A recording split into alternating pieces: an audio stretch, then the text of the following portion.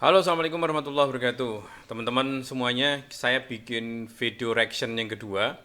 Ini masalahnya sama, yaitu Ganyang Malaysia. Teman-teman ABG atau teman-teman milenial sekarang kan tentunya belum tahu sejarah panjang bahwa Indonesia itu dulu pernah perang secara fisik, secara sejarah ya dengan Malaysia. Masalahnya sangat mendasar. Mungkin ini bisa dikatakan salahnya Malaysia secara nyata bahwa Malaysia bukan penduduknya ya, tapi pemimpinnya saat itu atau apa ya istilahnya ya. Beberapa orang itu memutuskan untuk melanggar perjanjian antara Indonesia dan Filipina, yaitu perjanjian di Manila. Teman-teman bisa lihat video sebelumnya, dan Indonesia juga pernah berunding ya, sebenarnya berunding tapi dikhianati karena Malaysia saat itu terkena bujukan dari Inggris, akhirnya mengkhianati perjanjian, dan Indonesia merasa marahnya karena dianggap saudara dekat tapi ternyata membohongi atau mendustai atau tidak konsisten dengan perjanjian itu, akhirnya marah dan terjadi peperangan. Ini adalah video lanjutan dari video yang pertama. Bagi kawan-kawan yang tidak tahu sejarah, lebih baik simak video ini sampai selesai, karena akan jadi pelajaran yang menarik buat kita, buat tidak cuma untuk penduduk rakyat Indonesia, juga rakyat Malaysia, belajar dari sejarah sehingga kita menjadikan lebih baik kita sebagai orang Indonesia dan Malaysia, jangan sampai terjadi masalah yang seperti ini lagi. Langsung aja kita lihat, kita putar video selengkapnya. Ini video dari Hipotesa, teman-teman bisa lihat di YouTube-nya. Bagus sekali video ini. Pada tahun 1960-an, Kita mulai dari Asia tahun Tenggara 1960 ya. diguncang Asia dengan Tenggara. dua peperangan, yakni Saya harus pakai headphone ya. Perang Vietnam The new communist campaign in Vietnam continues. Just after midnight their time. It seems now more certain than ever that the bloody experience of Vietnam is to end in a stalemate. dan yang jarang diketahui oleh dunia, perang antara Indonesia dan Malaysia, atau sering disebut sebagai konfrontasi. Ya, disebut dengan konfrontasi.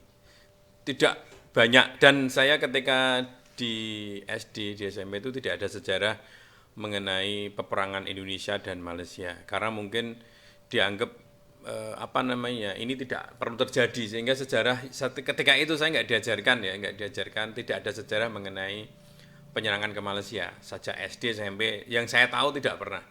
Dan saya baca sejarah ini ya dari beberapa tahun ini ya, dari internet yang sekarang sudah mulai terbuka ya mengenai sejarah ini. Kita lanjutkan ya. Sukarno's military campaign against Malaysia began 1 year ago. President Sukarno has steadily built up his nation's armed forces. Once British troops are committed, their support involves a good deal more than the odd helicopter dropping rations. The Australians, too, have come north to watch the coast and the intentions of Indonesia. Kedua negara memiliki alasan untuk mencurigai satu sama lain. Namun, pada tahun 1963, Indonesia mengumumkan untuk menyerang terlebih dahulu. Nah, ini sebelum teman-teman lihat video selengkapnya, lebih baik kembali ke video yang kemarin mengenai kenapa ini terjadi. Dan Indonesia memutuskan untuk mengganyang Malaysia. Ya, ini sejarah terjadi kenapa dinamakan Ganyang Malaysia, Inggris Linggis. Itu teman-teman coba untuk belajar sejarah. Kita putar ulang. Sejenak, Indonesia memiliki keuntungan jumlah populasi dan angkatan bersenjata yang dapat dengan mudah menaklukkan Malaysia. Iya, benar-benar. Tapi, Indonesia gagal mencapai hal tersebut. Mengapa?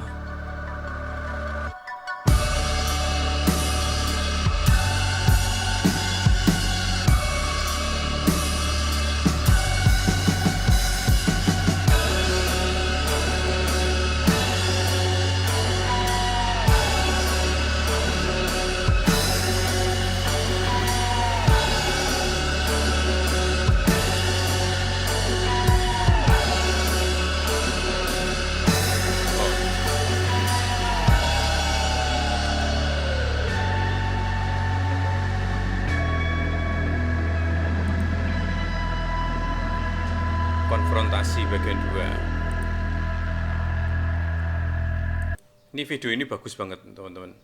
Jadi tidak cuma bahannya dari Indonesia, juga bahan dari Malaysia juga dicuplik. Jadi ini sangat imbang lah informasi yang diberikan. Bagus.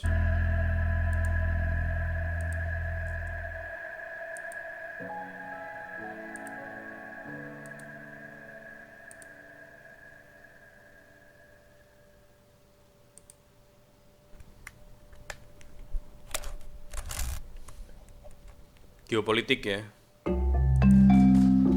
Dari segi korban jiwa, konfrontasi memang tidak sesengit perang Vietnam. Namun, hasil dari konflik tersebut akan sangat menentukan arah dari perang dingin. Indonesia serta Malaysia terletak di rute perdagangan penting, yakni di Selat Malaka dan Selat Sunda. Dan tidak seperti Vietnam, konfrontasi terjadi lebih dekat dengan negara persemakmuran, yakni Australia serta Selandia Baru. Faktor geografis ini menjadi bahan pertimbangan bagi Inggris serta AS untuk mewaspadai nasib kedua negara Asia Tenggara tersebut. Apabila keduanya jatuh ke tangan blok komunis, perdagangan internasional yang mengandalkan pelayaran dapat dengan mudah dikuasai. Atau, lebih parahnya lagi, negara persemakmuran lain dapat menjadi target empuk di kedepannya. Sementara itu, Indonesia justru khawatir bahwa posisi yang strategis ini malah menjadikan dirinya sebagai target dari imperialisme. Dalam hal ini, Malaysia bisa saja menjadi kaki tangan dunia barat yang hendak memecah belah Indonesia. Di tahun 1950-an misalnya, Indonesia tengah melawan pemberontakan Pemerintahan Revolusioner Republik Indonesia atau PRRI di Sumatera. Alih-alih membantu Indonesia, Malaysia malahan menampung beberapa pemberontak PRRI di negaranya. Lebih parah lagi, sekutu Malaysia, Inggris, secara aktif mendukung pemberontakan ini. Dengan pengalaman-pengalaman seperti ini, pemersatuan Malaysia dengan Sabah dan Sarawak ditolak sekuat mungkin oleh Indonesia. Ketika konfrontasi dikumandangkan pada tahun 1963, Indonesia baru saja merebut Irian Barat dari tangan Belanda. Tentunya, pengalaman bertempur ini seharusnya menjadikan konfrontasi sesuatu yang mudah. Namun, ada satu masalah genting. Ini masalah dan hambatan ya. Jadi, tadi kalau kita lihat dari video ini kan, Indonesia khawatir kalau ternyata, kalau cuma ngelawan Malaysia, saya kira Pak Soekarno tidak ada masalah. Dan sampai beliaunya mengatakan kalau satu nyawa dibayar dengan satu nyawa. Dengan populasi Indonesia yang luar biasa banyak, misalkan saat itu, kayak kalau kita main catur, pion satu, mati satu, dan seterusnya, dengan populasi saja dan senjata Indonesia pasti menang dengan Malaysia. Cuma yang dimasalahkan tadi kan karena ketakutannya, yaitu Malaysia malah ditunggangi, karena pihak Barat ini kan pada benci sama Indonesia. Karena Indonesia setelah Perang Dunia gembor-gembor mengenai Asia Afrika, pembebasan negara-negara, karena Pak Karno ini sebagai mentor katanya seperti itu untuk memerdekakan negara-negara setelah Perang Dunia itu, sehingga negara Barat seperti Inggris, Amerika, dan sekutunya itu merasa kecolongan, sehingga takutnya Malaysia ini disusupi ya. Jadi kita melawan Malaysia, tapi ternyata Malaysia di belakangnya ada negara-negara itu. Akhirnya kan kita habis. Nah, geopolitik itu sangat perlu sekali untuk, kalau kita cuma pengen menang kalah itu kan kita harus lihat situasi dalam segala hal ya. Kita lihat ini, masalah dan hambatan di bab 2 di video ini. Militer Indonesia, khususnya Angkatan Darat, tidak menghendaki peperangan terbuka dengan Malaysia karena beberapa pertimbangan. Pertama, tidak seperti Irian Barat, Malaysia mendapatkan perlindungan dari Inggris dan negara persemakmuran lain. Perang terbuka dengan Malaysia tentu akan mengepung Indonesia di antara Inggris di utara, serta Australia dan Selandia Baru di selatan. Kedua, perang terbuka dengan negara-negara Barat juga akan mendorong Indonesia untuk mencari bantuan ke negara komunis lain, seperti RRC dan Uni Soviet.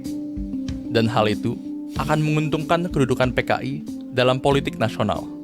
Namun, apabila TNI tidak menyerang Malaysia, reputasi militer dalam politik nasional dapat menurun. Lagi pula, militer juga khawatir akan banyaknya populasi etnis Tionghoa di Malaysia yang dicurigai memiliki hubungan dengan Partai Komunis Cina.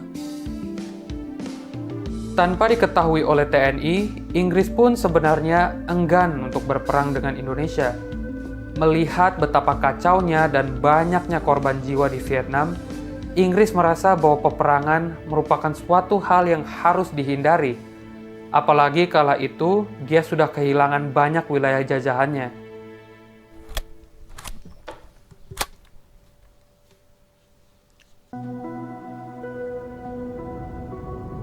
Tanpa disadari oleh kedua pihak, militer Indonesia dan pemerintahan Inggris sebenarnya memiliki rencana yang sama.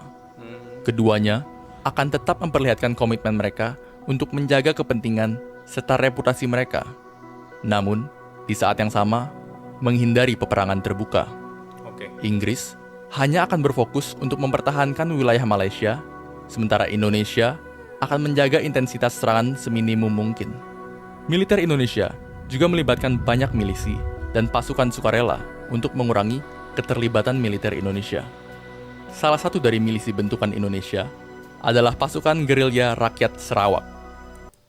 Jadi Indonesia ini luar biasa ya. Kalau negara lain mungkin kalau perang hanya tentaranya saja, tapi kalau Indonesia tidak cuma tentara, tapi pasukan sukarela ya dari rakyat itu luar biasa. Kemarin tahu ya kalau mengenai masalah di Arab ya, masalah di tanah Arab ada kejadian seperti itu. Pasukan Indonesia yang pasukan rela mati itu juga banyak. Jangan dianggap sepele. Kalau rakyat Indonesia ini sekali perang dengan negara Indonesia tidak cuma sama tentara. Kalau hitungan tentara salah. Di belakang itu orang sipil pasti siap untuk membela negara. Makanya Indonesia harusnya ditakuti oleh semua dunia karena sipilnya ini, orang-orang sipil ini juga akan menjaga ya karena sebenarnya kan Indonesia kan salah satu negara, bukan salah satu, negara terbesar komunitas beragama Islam ya, beragama Islam paling besar di dunia. Secara jumlah pun di negara manapun paling banyak ya di Indonesia yang umat Islam. Di umat Islam sendiri, terutama yang saya kenal adalah NU Nahdlatul Ulama itu mengatakan bahwa cinta tanah air itu sebagian dari iman kita, dari Islam kita. Makanya zaman-zaman kemerdekaan dulu pejuang-pejuang itu kebanyakan dari pejuang Muslim. Pejuang Muslim banyak sekali, tokoh-tokoh agama, kiai itu mereka siap mati karena salah satu dari bentuk kecintaan kita pada Islam, pada agama, ya salah satu adalah cinta pada tanah air gitu. Ketika tanah air kita sudah dijajah, sudah tidak benar ya kita harus siap untuk salah satu jihad gitu ya menurut tokoh-tokoh ahli sunnah wal jamaah dulu ya. Sehingga memang doktrin agama itu sangat luar biasa. Ketika sudah mengatakan daripada kita sama-sama mati besok juga mati, mending mati tapi punya arti, punya guna gitu. Sehingga tokoh-tokoh pahlawan dulu mengatakan daripada dijajah dijajah mending mati gitu ya, merdeka atau mati gitu istilahnya bahasanya ya, kita merdeka atau kita mati saja gitu. Nah itu luar biasa doktrin itu, sehingga tidak ada negara dimanapun sekuat Indonesia karena walaupun tentaranya misalkan anggap aja 10%, di belakangnya itu masih banyak orang yang bahkan rela untuk mati gitu. Jadi ini luar biasa. Mungkin bagi rakyat Malaysia yang mendengar atau negara lain yang mendengar, Indonesia itu seperti itu. Karena membela tanah air adalah memang salah satu dari ajaran agama. Sehingga negara ini harus berjalan dengan baik. Ketika berjalan dengan baik, tidak melanggar agama, pola-pola agama, itu pasti rakyatnya akan mendukung 100%. Kemarin rakyat Indonesia ada sedikit pemerintahnya agak sedikit kacau, mau membuka peluang investor dari minuman keras, sehingga para ulama juga harus juga protes besar sehingga peraturan itu dicabut. Ketika negara sudah mulai bermain dengan api, negara sudah mulai tidak baik secara akhlak, secara agama, ya. Jadi pasti rakyatnya nggak akan mendukung gitu ya. Makanya harus berjalan dengan baik, sehingga Indonesia ini sangat bersyukur sekali punya Pancasila. Yang pertama adalah percaya pada Tuhan. Gitu. Kayaknya tidak ada negara yang saat itu punya ideologi sendiri sehebat Indonesia gitu, sehingga merangkul semuanya. Walaupun sebenarnya isi dari kandungan Pancasila itu adalah kandungan dari Islam itu sendiri sebenarnya. Tapi tidak menyakiti agama-agama lain karena bahasanya sudah di bahasa nasional kan, seperti itu. Wah, ini jadi saya malah ceramah ini. Terlanjutin. Atau PGRS, dan Pasukan Rakyat Kalimantan Utara, atau Paraku, yang didominasi oleh etnis Tionghoa di Kalimantan.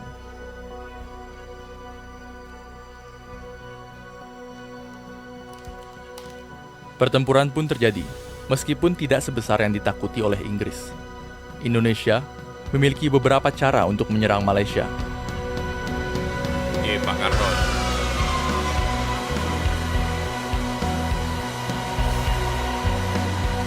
British troops have been fighting in the so-called Indonesian confrontation. Indonesia's object is to overthrow the newly independent nation of... Nah, ini kan sebenarnya kata-kata ini juga kata-kata yang kurang enak didengar ya. Karena Indonesia sebenarnya tidak mau menghancurkan bangsa Malaysia, menghancurkan rakyat Malaysia, tapi bangsa, negaranya. Karena negaranya ini adalah merdeka dengan mengkhianati itu ya, mengkhianati perjanjian itu, maka yang dihancurkan adalah kenegaraannya, bukan rakyatnya. Begitu ya teman-teman ya, mungkin jangan salah kaprah. Malaysia. She's using the classic methods of border infiltration and then subversion beyond. Yeah. Pertama, serangan secara langsung di Tebedu, Tawau, Kalabakan, Sebatik, serta beberapa tempat di Kalimantan Utara misalnya, sering terjadi pertempuran antara Indonesia serta Malaysia yang dibantu oleh Inggris. Day and night, Sebenarnya di belakangnya Inggris are watching the Indonesian bank of a river from a secret observation post. Somewhere on the other side are rumored to be at least 500 well-armed troops. Namun, cara serangan secara langsung ini pun memiliki hambatan yang signifikan. Kalimantan yang dipenuhi dengan hutan yang masih lebat dan pembangunan yang masih terpusat jauh di Jawa sangat menghambat logistik dan persenjataan bagi pasukan di lapangan. Of a border which stretches for 1,000 jungle miles. Because of the closeness and the denseness of the jungle, which you feel is all around you, visibility is very seldom more than about 10 or 20 yards in the jungle.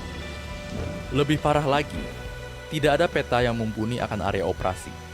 Salah satu anggota TNI bahkan mengatakan bahwa satu-satunya peta Kalimantan yang diberikan bagi mereka hanyalah gambar yang disobek dari buku pelajaran sekolahan.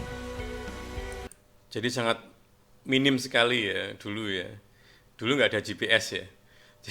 Sangat minim sekali, sehingga memang ini kayaknya hanya perang gengsi ya, kalau pendapat saya pribadi. Jadi perang gengsi artinya kalau Indonesia dilecehkan ya Indonesia harus marah. Bentuk marahnya ya seperti ini. Jangan sampai kita nggak marah, karena kalau nggak marah kita nggak tahu ekstensi kita. Kita seakan-akan kayak orang lemah. Itu juga memang penting. Ini namanya juga politik. Seperti itu ya. Yang paling penting seperti itu. Lalu Malaysia, karena mereka diberontak, dia juga akan membela. Nah, yang membela ya Inggris. Yang Inggris itu ya dorong dari belakang itu sehingga terjadi masalah ini. Masalah utamanya itu Inggris ya. Masalahnya utama itu Inggris, dan Malaysia mau diajak kawin dengan Inggris. Sebenarnya masalahnya ya itu. Karena sering menghadapi kegagalan, Indonesia pun mencoba taktik lain. Sabotase dan pengeboman.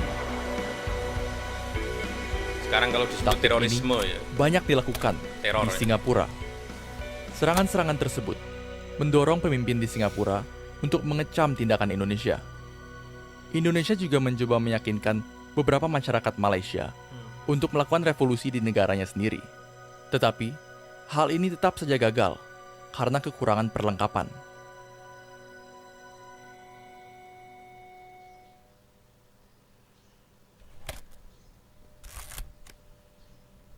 resolusi. Pada- Jadi sebenarnya Indonesia pun sudah memengaruhi masyarakat di sana juga untuk membuat revolusi ya. Teman-teman mungkin kalau yang belum nyimak video kemarin ini bahwa sebenarnya penduduk Malaysia itu tidak 100% pengen merdeka versinya Inggris. Mereka juga ikut sebenarnya ingin bergabung dengan Indonesia. Bahkan ada mahasiswa yang dulu ketemu dengan bahasa Indonesia ya. Itu juga pengen kesiapannya Malaysia untuk merdeka bareng dengan Indonesia. Kalau bisa ya jadi satu negara gitu. Ya, tapi karena Malaysia sudah ketinggal kemerdekaannya Indonesia dulu, sehingga Malaysia pengen merdeka dan pengen menggabungkan beberapa wilayah di sana. Lalu ada perundingan dengan Indonesia dan Filipina karena bagian negaranya ada di dua negara itu.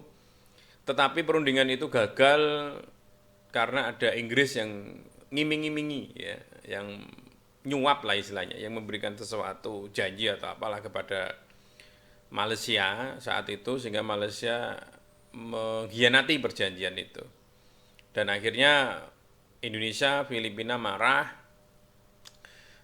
dan Indonesia secara fisik memerangi Malaysia karena sudah menghina gitu. Istilahnya seperti itu. Kita lanjutkan. Tahun 1965, Singapura dikeluarkan dari Federasi Malaysia, yang berarti rencana untuk menggagalkan pembentukan Malaysia mulai membuahkan hasil. You see, the whole of my adult life,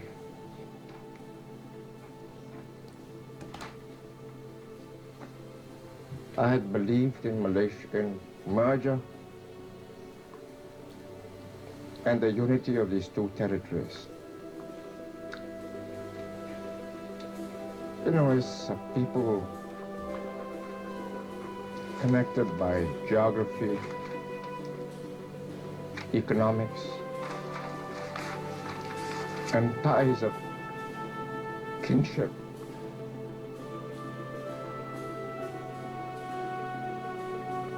Ini kayaknya sedih gitu ya. Would you mind if we stop for a while? Namun, Presiden Soekarno tetap tidak berhasil memenuhi ambisinya untuk mengganyang Malaysia. Gagal. Telah terjadi percobaan kudeta di Indonesia. Kudeta. Dan dengan demikian, seluruh prioritas pemerintahan dialihkan PKI, ya? ke dalam negeri. Meski kudeta ini digagalkan, kekuasaan Presiden Soekarno berkurang sangat signifikan sebelum akhirnya digantikan dengan Presiden Soeharto. Presiden Soeharto mengambil langkah yang berbeda daripada Soekarno. Dia berdamai dengan Malaysia dan berupaya mengakhiri konfrontasi.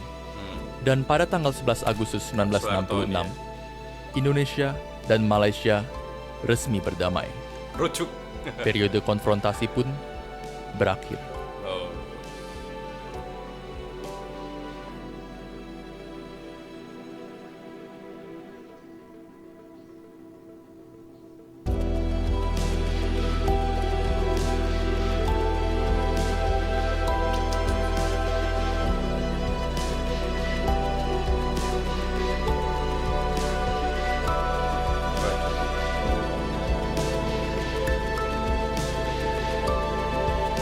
Ya, teman-teman tentunya tahu ini ribuan etnis Tionghoa yang tidak terlibat ikut dibantai dalam peristiwa pemberdayaan ini.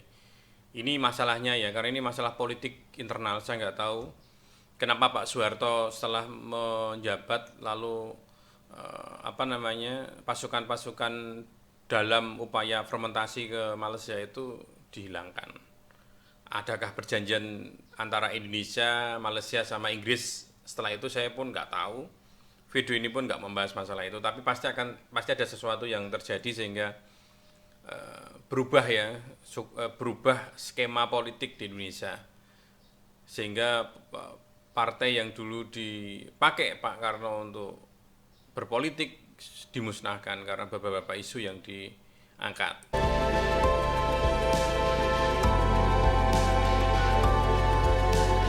Mangkok merah karena Tionghoa ya yang kena sasaran.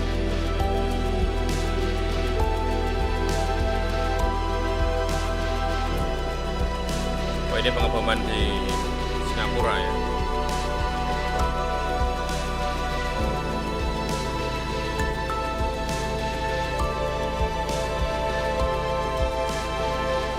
Menteri Lee Kuan Yew.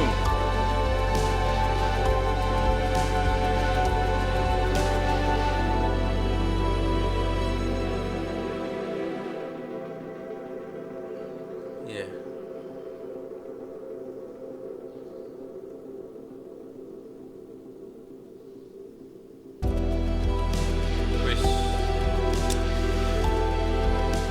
Serem juga ya teman-teman ya. Jadi sejarah-sejarah seperti ini nggak boleh terulang lagi.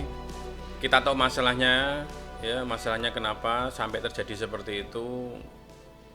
Ya Indonesia marah itu pun wajar karena dikhianati.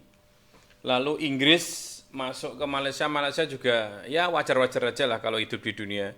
Kalau diiming-imingi dengan sesuatu yang menarik pasti juga akan berubah. Jadi ini sebagai pembelajaran kita saja bahwa politik itu seperti itu. Kita tidak hanya belajar politik internal dalam negara, juga kita harus belajar politik luar negeri, geopolitik, sehingga kita bisa menambah wawasan kenapa seperti ini, seperti COVID ini juga kayak gini. Nah, kita juga bisa menambah wawasan dari sejarah. Dan saya yakin sejarah hari ini tentang COVID ini akan dibuat sejarah juga untuk anak cucu kita, sehingga bagi kreator-kreator yang punya sesuatu di masa sekarang lebih baik didokumentarkan untuk sejarah masa depan kita. Begitu aja, semoga video ini sedikit bermanfaat bagi kawan-kawan yang menambah pengetahuan mengenai sejarah Indonesia, Malaysia, Filipina, Singapura, dan semoga menambah kita menjadi rakyat yang lebih dewasa lagi dalam menghadapi problematika di dunia ini. Saya Dipras, Assalamualaikum warahmatullahi wabarakatuh.